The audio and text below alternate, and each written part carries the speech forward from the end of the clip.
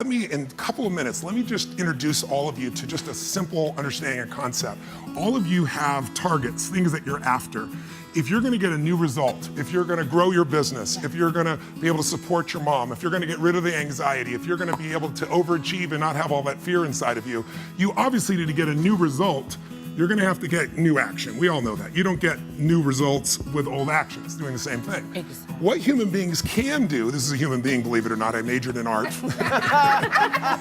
What human beings can do is amazing. What they will do is usually disappointing. It's not because we're not capable of it, it's because we don't have new actions because we get in certain emotional states that dominate us, like anxiety, like fear of failure, right? Like the fear of the loss of your mother as an example. So if you're in a state of fear, you're gonna behave very differently and get very different results, that's what that means right there, than if you were in a place of being courageous or bold or warm or connected or playful, any of those.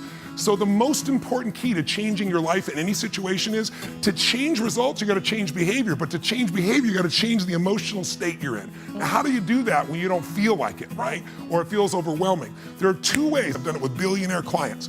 All you have to do to change your state is not try to think your way there, like I'm happy, I'm happy, I'm happy, and do a bunch of affirmations. Your brain's gonna go BS, you are not happy, right? What you need to do is make a radical change in the way you use what we call your physiology. It's a big word, it just means the way you use your physical body. But if I said to you, there's a depressed person behind curtain number 1 over there, and I'll donate $100,000 to your best charity, your favorite charity, if you could describe what they're like physically. Tell me what's their posture like if they're depressed, you tell me. Slumped over. Slump, where's their head? Where's their head?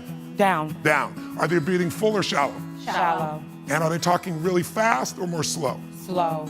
Loud or quiet? Probably quiet. Now, you're all saying the same thing. How's that possible? Because you've all practiced this crap before, haven't you? No. But here's what you can find. If you take that same person and you change the tempo at which they move, you bring their shoulders back and change their breathing pattern, if they make a faster gesture, if they speak more rapidly, it fires off a different biochemistry in you. And in that state, you will take radically different actions. In fact, I've taught this for 40 years, and about 3 years ago, Harvard finally did a study where they proved what I did worked, and they called it these power positions. And what they showed was if you stand, everyone can try this, stand up just for a moment, put both your hands on your hips like Wonder Woman or Superman or that stuff, right? If you stand like this and you breathe deep for just 2 minutes, what the science found was that you will absolutely increase your testosterone by 20%, man or woman. You'll drop your cortisol, which as you know is the stress hormone, by 22%, and you're 33% more likely to take action if you wouldn't have before because fear would have stopped you. Now, I don't have people just stand like this. I have people move, use their voice, make radical changes in their bodies. You can get a seat just to get a feel. Hey, it produces more certainty in you, and that certainty gets you to take different actions. So if you are in a situation, you think of the worst scenario, you focus on them, you go into those states of fear, and then you behave fearful and you get lousy results. And when you get lousy results, what does it do to your brain? You go, see, I told you I couldn't do this. It becomes this negative loop. So how do we break out of it? What is it in your life that you're proud of?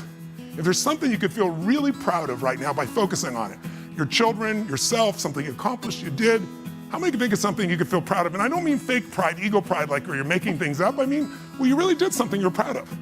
Good. Right now, close your eyes and focus on how it feels when you're really proud. Focus on that moment you're proud of. How do you breathe when you feel really proud? And if you're a little kid, what happens to your face when you're really proud? You don't hide it, right? There's that big smile on your face. Close your eyes, and just for a moment, all we're doing is changing your focus. Focus on what could excite you. Feel like it's really happening. But how do you breathe when you feel really excited? And then try this. When you're a little kid, you probably made noises for the hell of it until people told you not to. Make a noise of excitement, a sound of excitement. Go ahead in your bodies, all of you. Do it again, do it again. One